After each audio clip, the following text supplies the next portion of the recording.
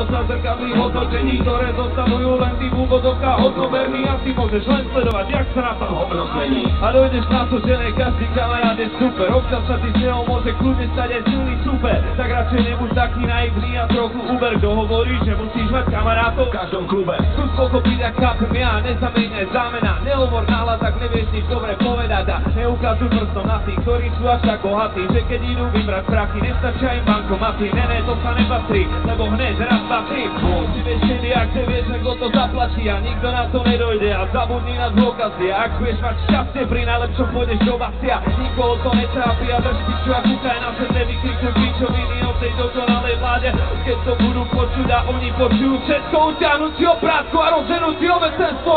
To dojdeš, no a ja tam budem s tebou, lebo sa ti budem smiať, ak ešte žiadne oko nevidelo. Nás dojdeš na to, že ne všetko sa dá pochopiť a že ne každý ochotný je ochotný byť ochotný.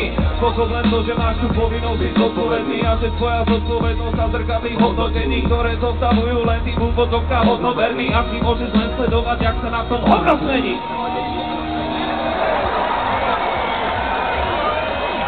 Oh shit.